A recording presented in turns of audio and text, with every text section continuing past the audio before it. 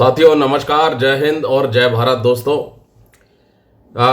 आजकल आप किसी भी डिपार्टमेंट में काम कर रहे हैं तो कभी ना कभी सिचुएशन ऐसी बन जाती है जिसमें कि आप तनाव में आ जाते हैं और तनाव के चलते कई मानसिक बीमारियों के आप शिकार हो जाते हैं।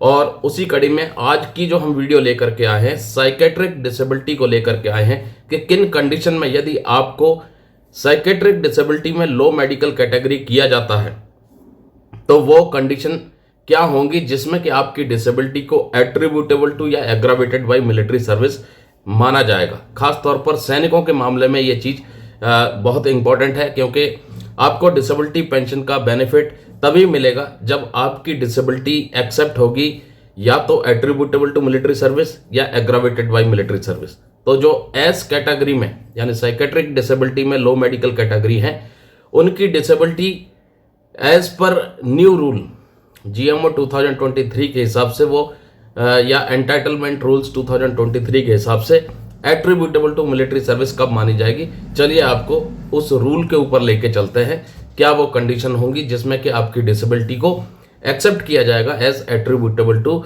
या एग्रावेटेड बाय मिलिट्री सर्विस। तो साथियों, आप देख सकते हैं ये है एंटाइटलमेंट रूल्स पैरा 54, जिसमें कि दिया हुआ है mental and behavioural psychiatric disorder. इसके बारे में बताया है, थोड़ा बहुत इसके बारे में बताया कि इसके होने के चांसेस क्या हो सकते हैं, किन कंडीशन में हो सकते हैं। और उसके बाद ये आप देख सकते हैं, ये लिखा है attributability will be considered where the psychiatric disorder occurs when the individual is serving in or involved in। तो जो आपकी साइकेट्रिक डिसेबिलिटी है उसकी एट्रीब्यूटेबिलिटी कब कंसीडर की जाएगी, जब ये जो नीचे दिए गए हैं इनमें आप इन्वॉल्व हैं, ठीक है, इंडिविजुअल जो है सर्विस कर रहा है या इंडिविजुअल का इन्वॉल्वमेंट है। सबसे पहले combat area including active counter insurgency operational area. यदि आप कॉम्बैट एरिया में है जो कि जिसमें काउंटर इंसर्जेंसी ऑपरेशनल एरिया भी इंक्लूड किया है, तो वो भी एट्रीब्यूटेबल टू मिलिट्री सर्विस मानी जाएगी। काउंटर इंसर्जेंसी यानी CI ऑप्स एरिया। दूसरा, minimum 3 months continuous tenure in high altitude. अगर आपने हाई एल्टीट्यूड एरिया में लगातार 3 महीने की सेवा दी है तो भी आपकी disability attributable to military service मानी जाएगी। उसके बाद deployment at an extreme isolated post. आपकी ऐसी जगह डिप्लॉयमेंट हुई है जो पूरी तरह से अलग थलग है, बिल्कुल आइसोलेटेड है। एक्सट्रीमली आइसोलेटेड पोस्ट बताया है, बिल्कुल अलग थलग, जहां कोई और लोग ज़्यादा नहीं रहते।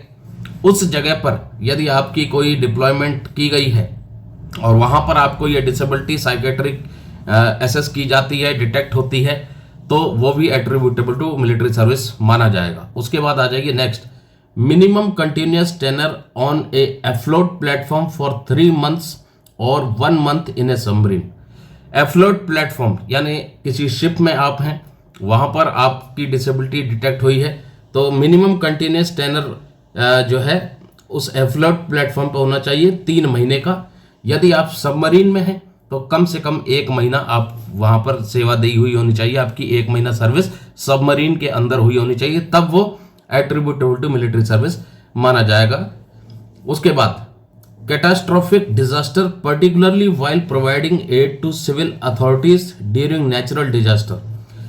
कोई बहुत बड़ा डिजास्टर हो गया है, नेचुरल डिजास्टर हो गया है, जिसमें कि सेना के द्वारा सिविल प्रशासन को मदद दी जा रही है। एड टू सिविल अथॉरिटीज यानी सेना के द्वारा जब सिविल अथॉरिटीज को मदद की जाती है किसी नेचुरल डिजास्टर में या कोई बहुत बड़ा डिजास्टर हो गया है और उसमें आपका इन्वॉल्वमेंट है, और खास तौर पर where one has to handle work in proximity of dead और डिकम्पोजिंग बॉडी, जहां पर एक इंडिविजुअल को ऐसे जगह काम को हैंडल करना पड़ रहा है जो कि डेड बॉडीज के नज़दीक है या जो डिकम्पोज्ड बॉडी है उनके नज़दीक है, तो वो भी एट्रीब्यूटेबल टू मिलिट्री सर्विस माना जाएगा। यानी कि मान के चलिए कि कहीं बाढ़ आ गई किसी इलाके में और उस बाढ़ में राहत बचाव का कार्य चल रहा है, जिसमें कि सिविल प्रशासन ने फौज की मदद ली है और फौज के द्वारा मदद करने के दौरान यदि आपको कोई डिसेबिलिटी होती है तो वो भी एट्रीब्यूटेबल टू मिलिट्री सर्विस मानी जाएगी।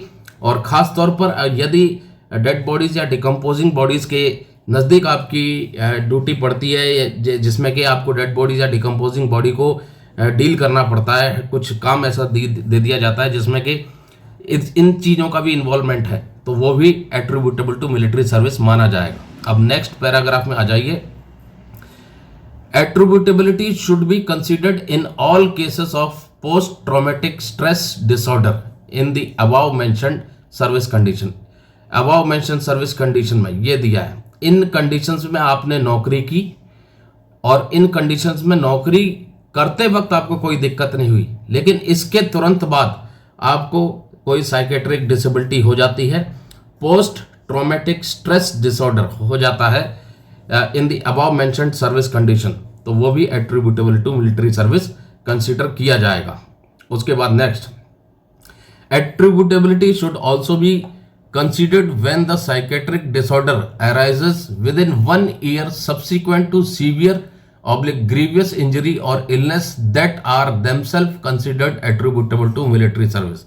ये बहुत इंपॉर्टेंट पॉइंट है कि उस केस में भी एट्रीब्यूटेबिलिटी मानी जाएगी। इसमें लिखा है attributability should also be considered when the psychiatric disorder arises within 1 year subsequent to severe grievous injury. कोई आपको पहले से कोई सीरियस या ग्रीवियस इंजरी थी या कोई इलनेस थी जो अपने आप में पहले से ही एट्रीब्यूटेबल टू मिलिट्री सर्विस थी, और उसकी वजह से आपको कोई साइकेट्रिक डिसेबिलिटी होती है अगले 1 साल के अंदर, ये लिखा है ना, within 1 year subsequent to severe grievous injury और illness that are themselves considered attributable to military service. पहले से ही कोई आपको सीवियर या ग्रीवियस इंजरी है या कोई इलनेस है जो अपने आप में पहले से ही एट्रीब्यूटेबल टू मिलिट्री सर्विस है, और उसके बाद आपको साइकेट्रिक डिसऑर्डर जो है अराइज होता है विद इन 1 ईयर उस ग्रीवियस इंजरी के बाद, उसकी वजह से, तो वो भी attributable to military service considered किया जाएगा। उसके बाद एग्रावेशन में आ जाइए। डी में लिखा है aggravation should be considered in those cases which were made to serve in high altitude after detection of disorder leading to worsening of those subsequent course of the disease। आप field area में थे या modified field area में थे या आप semi field area में थे या पीस एरिया में थे, वहां पर आपको साइकेट्रिक डिसेबिलिटी डिटेक्ट हुई और आपको साइकेट्रिक डिसेबिलिटी के कारण लो मेडिकल कैटेगरी कर दिया, और सब्सिक्वेंटली बाद में आपका हाई एल्टीट्यूड एरिया में पोस्टिंग आया या आपको टेम्पररी ड्यूटी पर भेज दिया गया, तो वहां पर हाई एल्टीट्यूड एरिया में आपकी डिसेबिलिटी और ज़्यादा कंडीशन खराब हो गई, और तो वो एग्रावेशन माना जाएगा। नॉर्मल लोकेशन में आप साइकेट्रिक डिसेबिलिटी में लो मेडिकल कैटेगरी हुए, उसके बाद आपको हाई एल्टीट्यूड में सर्विस के लिए भेज दिया गया, चाहे वो टेम्पररी ड्यूटी तौर पर भेजा हो या परमानेंट पोस्टिंग के तौर पर, तो वो कंडीशन जो है लीड कर रही है आपकी डिसेबिलिटी को और ज़्यादा वर्स कर रही है और ज़्यादा जो है बढ़ा रही है, तो उस चीज़ में वो आपकी psychiatric disability aggravated to military service consider की जाएगी। अब नेक्स्ट में psychiatric illness in recruits with prior history of psychiatric illness neither attributable to nor aggravated by military service. अब मान लीजिए कोई रिक्रूट नया भर्ती हुआ है और उसके साइकेट्रिक सिम्टम पकड़ में आते हैं ट्रेनिंग के दौरान, और पता चलता है कि ये जो सिम्टम्स हैं इसके भर्ती होने से पहले इसके अंदर थे, तो वो neither attributable to nor aggravated by service माना जाएगा। उसको ना तो एट्रीब्यूटेबल टू मिलिट्री सर्विस माना जाएगा, ना एग्रावेटेड बाय मिलिट्री सर्विस माना जाएगा। अब लास्ट में आप देखेंगे psychoactive substance and alcohol abuse oblique dependents are neither attributable to nor aggravated by service. Psychoactive substance and alcohol abuse, दारू वारू पी रहे हैं या नशा पत्ते वाले कोई आपने सब्सटेंस जो है कंज्यूम किए हैं और उसकी वजह से आपको साइकेट्रिक डिसेबिलिटी होती है, नशा पत्ता, दारू, ये सब neither attributable to nor aggravated by military service में काउंट किया जाएगा। तो मेंटल एंड बिहेवियर डिसऑर्डर के लिए इधर आप पढ़ेंगे तो इन्होंने क्या लिखा है, This group of disorder results from a complex interplay of endogenous, genetic/biological and exogenous environmental as enumerated below. Psychosocial, family dynamics, social support, major life events lack of support from civil administration due to service factors, etc., as well as prolonged tenure in high altitude area, etc., and those enumerated below factors. This is true for entire spectrum of psychiatric disorder. तो काफ़ी चीज़ें इन्होंने mention की हैं कि ये जो mental and behavioural psychiatric disorder होता है, ये जो रिजल्ट है ये कहाँ से आता है? इंटरप्ले ऑफ एंडोजीनियस यानी जेनेटिक भी हो सकता है, बायोलॉजिकल भी हो सकता है, और एक्सोजीनियस यानी इन्वायरमेंटल भी हो सकता है। और इन्वायरमेंटल में क्या है, ये जो पढ़ के मैंने आपको बताए थे यहाँ से लेकर के ये सारी चीज़ें, ये इन्वायरमेंटल है, ठीक है। और psychosocial family dynamics, social support, major कोई लाइफ इवेंट जो है ज़िंदगी में कोई बहुत बड़ा इवेंट हो गया है जिसकी वजह से आप जो है काफ़ी तनाव में थे, स्ट्रेस में थे, और आपके अंदर जो है साइकेट्रिक सिम्टम पनपने लगे। Lack of support from civil administration due to service factors, service factors की वजह से आपको सिविल प्रशासन से मदद नहीं मिल पाई, वो भी एक कारण हो सकता है साइकेट्रिक डिसेबिलिटी का। और दूसरा, आपने काफ़ी लंबा पीरियड हाई एल्टीट्यूड एरिया में काटा है, तो वो भी जो है एक कारण हो सकता है साइकेट्रिक सिम्टम्स के। इसके अलावा जो फैमिली बैकग्राउंड भी हो सकता है, सोशल सपोर्ट वो भी हो सकता है, मेजर लाइफ इवेंट भी हो सकता है, और आमतौर पर जेनेटिक ऑब्लिक बायोलॉजिकल और इन्वायरमेंटल तौर पर ये चीज़ें निकल के आती हैं। और इन्होंने लास्ट में क्या किया है, this is true for entire spectrum of psychiatric disorder.